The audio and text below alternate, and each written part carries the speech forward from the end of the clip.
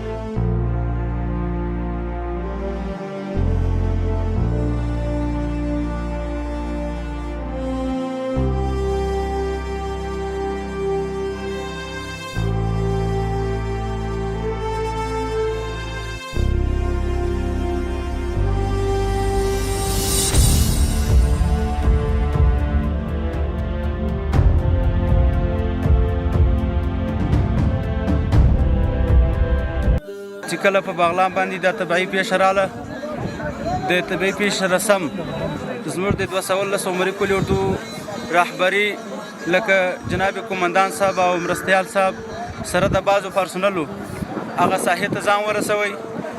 چې کله هغه صحنه و هغه مشکلات یې ولیدل، نو د مشرانو په هدایت باندې او د مشرانو د لزومدود په اساس باندې د ګذرګاه نور ولسوالۍ ته دی راواستول سو سره د نامحدودو کومکونو چې ډېر تعداد کومکونه وه. هغه کومکونه د هغوی جملو څخه خیمې وې، کمپلان وه، خوراکي مواد وه. خوراکي مواد څخه تقریبا 100 پسونه وه. د ګذرګاه نور خلکو ته موږ دا شیان راوړه. سره تقریبا 14 انټرنیشنل بار یو وار راغله زموږ سره چې دغه انټرنیشنل تامین امنیت چې د دوی د امنیت چې خوندي کوي هغه مخبله جناب معاون صاحب د دوی سره د شپې د تامین امنیت په اساس باندې دلی راغی. تشکری خاص از نیروهای اردوی ملی خصوصا بالخصوصا قلوردی 217 عمری که آمدن شبانه روزی به خدمت مردم رسیدند، به داد مردم رسیدند، از همه امکاناتشان دیگه مردم برخوردار شد، راهها باز شده، عنقریب کار جریان داره. ان شاء الله که مردم سیلاب زدگان از کمک‌هایشان بخیر از این پروسه چیکار از یک جهان تشکر از جناب محسن لیوا.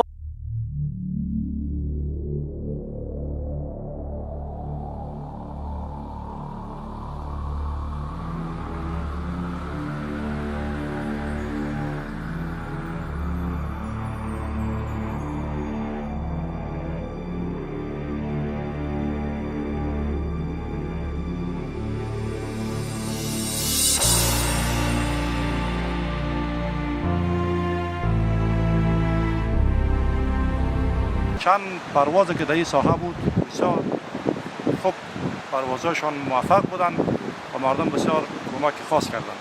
فعلا هم کمک زمینی با رهبری معاون صاحب خلوص رفته عمری وارد ولسوالی گذرگاه نور گردیده. عنقریب و توزیع شروع میشه که برای مستحقین و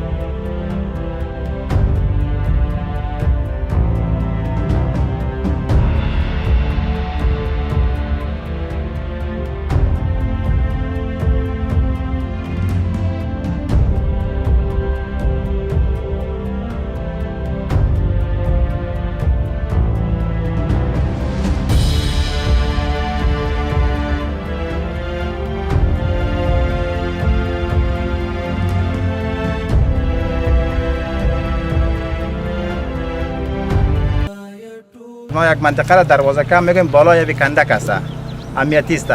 اما برای ما خبر کرد، فایر کرد، بعد از او کندک خبر کرد، موترها و تانگایشان برآمد، کل لگیره به جریان گذاشت که برو شوین که سیل از بالا آمد. بسیار فایرهای زیاد کردند، مردم ما برآمدن. فعل خدا تلفات انسانی نداریم.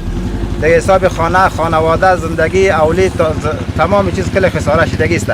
هیچی در مردم زندگی ماندگی نیست. از امارت اسلامی خیلی تشکر میکنیم که برای ما یک کمک برادری کدگی کمک نمیکرد. ما مردم امکان داشت که 100 نفر به بالا تلف میشیم. ما مردم خانه سیل برده که جون کشتم، خلاص صندوق ما برده 3 صندوق 30,000 روپیه در خانه کلی خانه میریه شاوتا پگدنشون میریه که میریه باده والی تو قلم چپا کده برده هیچ چیز نمیستاد داده واده زندگی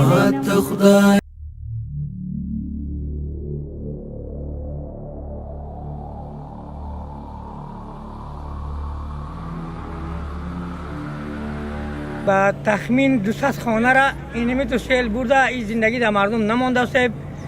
اینمی تو از کندگی قولی اردو ما خوش هستیم که فضل خدا همین مرزهای ما را همی آره میشد ما کمک کرد همین مردم از چی کشید، از سیل کشید. مردم اینمی خودش برآمده، خانه های مردم هیچ آبادی کلی نداره صاحب. نه لیاف داره، نه توشک داره، نه آبی آشامیدنی داره، نه جای شستن داره، هیچ چیز خدای با مردم نیست.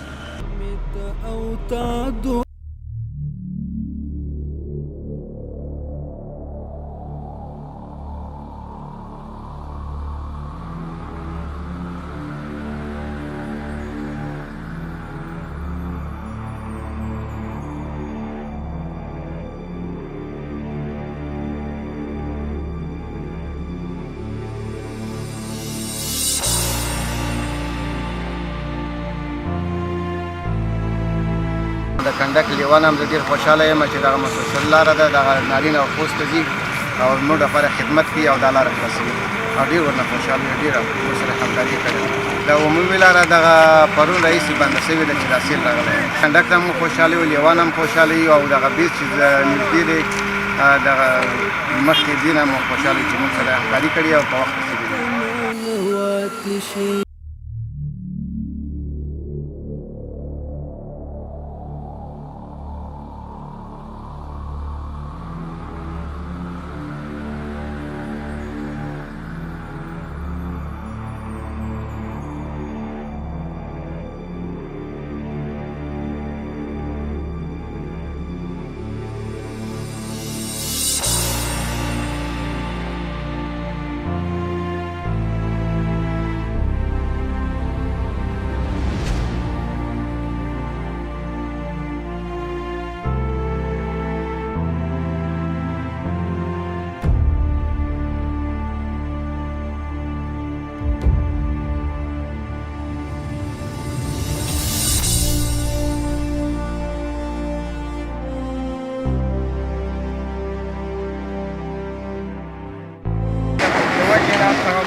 خلک د مشکلات سره مخ دي، نو دلته راغلي یو چې دغه لاره د خلکو سره کومک کړي، دغه لاره برابره کړي. دا لاره چې دا نهرین ته وصل ده، نهرین او خوست ولسوالي خلک ډېر د مشکلاتو سره مخ دي. دغه مجاهدین الحمدلله راغلي دي همکارۍ ته، د خلکو سره کومک همکاري کوي، دا لاره ورته.